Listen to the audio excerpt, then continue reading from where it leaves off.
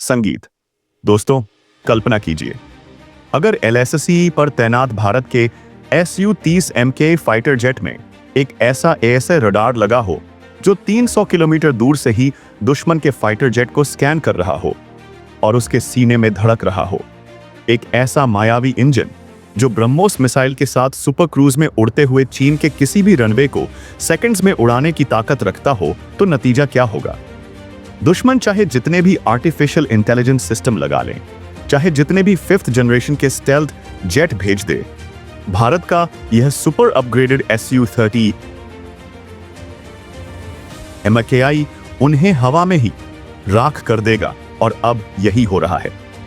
भारत ने एक नहीं दो नहीं पूरे 200 Su-30 MKI फाइटर जेट्स को अपग्रेड करने का फैसला कर लिया है, और वह भी देसी तकनीक से, देसी हथियारों से और देसी ताकत से। नाम है सुपर 30 प्रोग्राम, और इस प्रोग्राम की लागत है 25,000 करोड़ रुपए। लेकिन परिणाम ऐसा आए कि यह 200 फाइटर जेट्स दुश्मनों के लिए 5वीं पीढ़ी की आफत बन जाएंगे। अब सवाल उठता है कि आखिर इसमें खास क्या है? तो जवाब है, भारत ने इस अपग्रेड में 2 सबसे बड़े बदलाव किए हैं। पहला, इंजन। अब इन जेट्स में लगेगा रूस का AL-33F सीरीज इंजन, जिसे 177 भी कहा जाता है। इस इंजन की ताकत है करीब 14.5 टन का थ्रस्ट, यानी कि पहले से 15% ज्यादा ताकत, जो कि हाई एल्टीट्यूड ऑपरेशन के लिए बेहद जरूरी है। इसकी सर्विस लाइफ 4000 घंटे तक की है और फ्यूल कंजम्पशन कम है, मतलब लंबे मिशन पर भी आसानी से काम करेगा। सोचिए, अगर ऐसा इंजन ब्रह्मोस मिसाइल से लैस सुपर 30 MKI को लद्दाख या अरुणाचल की पहाड़ियों में सुपर क्रूज कराए, तो चीन का सबसे आधुनिक एयर डिफेंस भी ध्वस्त हो जाएगा। और दूसरा बदलाव है विरूपाक्ष एएसए रडार। इसे DRDO के LRDI लैब ने बनाया है, और यह पूरी तरह गैलियम नाइट्राइड बेस्ड है। यह रडार एक साथ 40 टारगेट्स को ट्रैक कर सकता है, और इसकी खोज रेंज 300 किलोमीटर से भी ज्यादा है। इसका मतलब यह कि पाकिस्तान की सीमा पर खड़ा यह जेट अफगानिस्तान तक झांक सकता है। इसकी LPI तकनीक, यानी कि लो प्रोबेबिलिटी ऑफ इंटरसेप्ट की वजह से इसे दुश्मन के रडार में पकड़ा ही नहीं जा सकता। यानी एक तरह से यह रडार जासूस भी है और हंटर भी। अब सोचिए, अगर ऐसे 200 जेट्स वेस्टर्न और ईस्टर्न दोनों फ्रंट पर तैनात हो जाएं, तो पाकिस्तान और चीन दोनों को दिन में तारे दिख सकते हैं। और बात सिर्फ इंजन और रडार की नहीं है। इस अपग्रेडेड Su-30 MKI में अब ब्रह्मोस NG मिसाइल भी फिट की जाएगी, जो 2 टन के भारी फाइटर जेट में 4 मिसाइलें फिट कर सकती हैं। यानी कि एक जेट, 4 टारगेट और सब कुछ खत्म। इसके अलावा इसमें देसी अस्त्र मिसाइल का भी नया वर्जन MQ-2 और MQ-3 भी लगेगा, जिसकी रेंज 100 से भी ज्यादा किलोमीटर है।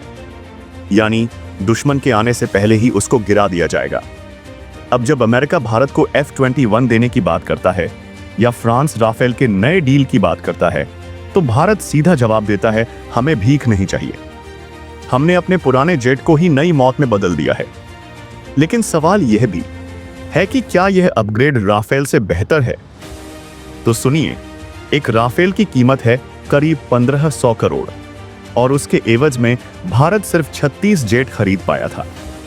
लेकिन उतनी ही कीमत में हम अपने 200 Su-30 MK को सुपर 30 में बदल रहे हैं, जिनमें दुश्मन को हराने की संख्या भी है और मारक क्षमता भी। और सबसे बड़ी बात, यह सब स्वदेशी टेक्नोलॉजी के साथ हो रहा है। Radar, avionics, display, data link, jamming system, सब कुछ मेड इन इंडिया है।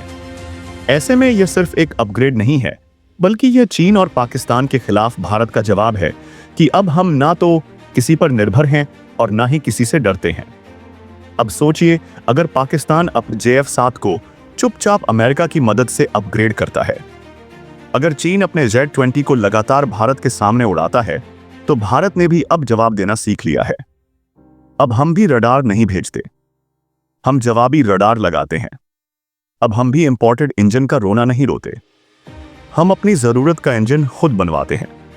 रूस ने जहां जरूरत पड़ी साथ दिया, और डीआरडीओ ने बाकी काम संभाल लिया और इसी तालमेल से भारत ने SIU-30 MKI को सिर्फ अपग्रेड नहीं किया बल्कि उसे 5वीं पीढ़ी के जेट्स के सामने लाकर खड़ा कर दिया। कल्पना कीजिए अगर चीन तिब्बत में अपने सबसे आधुनिक G-20 फाइटर जेट को LAC के पास तैनात करता है और भारत की तरफ से जवाब में उड़ता है सुपर 30, वो भी ब्रह्मोस NG अस्त्र, MK3 और विरूपाक्ष रडार से लैस, तो नतीजा क्या होगा? चीन को अपने स्टेल्थ का फायदा मिलेगा या भारत को अपनी फायर पावर और सटीक निशाने का आत्मविश्वास? अब फर्क सिर्फ टेक्नोलॉजी का नहीं रहा, अब बात है माइंड गेम की, और भारत अब दुश्मनों के दिमाग में भी घुस चुका है। सुपर 30 सिर्फ एक अपग्रेड नहीं है, यह एक साइकोलॉजिकल हथियार है जो दुश्मन को सोचने पर मजबूर करता है कि अगला हमला कहां से आएगा, कितनी ऊंचाई से आएगा और किस मिसाइल से आएगा। पहले भारत के लिए हाई एल्टीट्यूड वाले इलाकों में वायु शक्ति की चुनौती थी, लेकिन अब नए इंजन और हल्के ब्रह्मोस NG के साथ सुपर 30 चीन की हर रणनीति को हवा में ही ध्वस्त कर देगा। और यही तो डर है ड्रैगन को कि भारत अब मैदान में नहीं बल्कि आसमान में भी बराबरी पर उतर चुका है। अब बात करें इसके स्ट्रैटेजिक पोजीशनिंग की, तो भारत के पास इस समय कुल 31 स्क्वाड्रन में फाइटर जेट्स हैं, जबकि जरूरत है 42 स्क्वाड्रन की। ऐसे में 200 SIU-30 को सुपर 30 में बदलना असल में भारत की स्क्वाड्रन गैप को भरने की सबसे तेज, सस्ती और देसी राह है। फ्रंटलाइन बेस जैसे तेजपुर, हाशिमारा, जोधपुर, ग्वालियर, पुणे और भटिंडा में अगर इन अपग्रेडेड जेट्स की तैनाती की जाए तो पाकिस्तान के हर एयरबेस और चीन की हर फॉरवर्ड पोस्ट भारत की आंखों के सामने होगी। सिर्फ देखना नहीं बल्कि इन जेट्स के पास इतनी रेंज है कि यह सर्जिकल स्ट्राइक से लेकर डीप पेनिट्रेशन तक का काम कर सकते हैं, और इनका टारगेटिंग सिस्टम इतना एडवांस होगा कि दुश्मन के एयर डिफेंस सिस्टम को चकमा देकर वॉर कर सकें। यानी दुश्मन की कोई भी गतिविधि अब भारत से छुप नहीं सकती।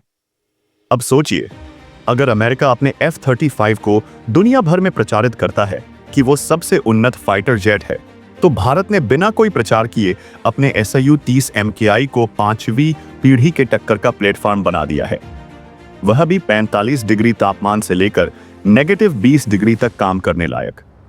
यह वही जेट है जो कारगिल से लेकर बालाकोट तक भारत के हर ऑपरेशन का हिस्सा रहा है, और अब यह और भी घातक बन चुका है।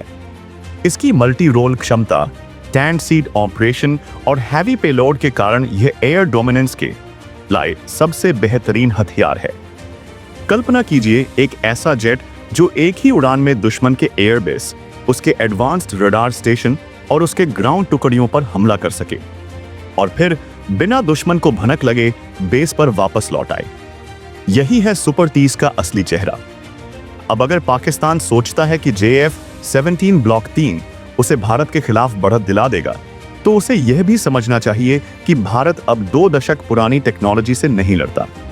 अब हमारे पास अपने ही रडार हैं, अपने ही हथियार हैं और अपने ही सॉल्यूशंस हैं।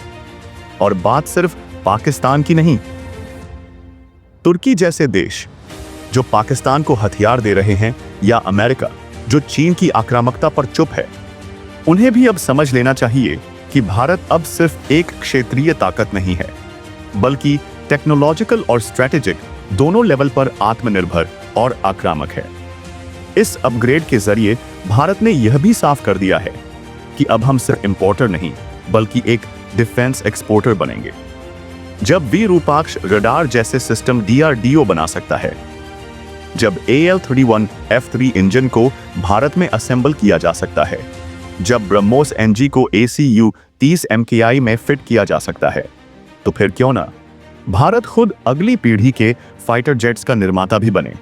तेजस मार्क 2, EMCA और अब सुपर 30, यह सिर्फ 3 नाम नहीं है, यह भारत के 3 जवाब हैं उस दुनिया को जो आज भी भारत को सिर्फ एक बाजार समझती थी।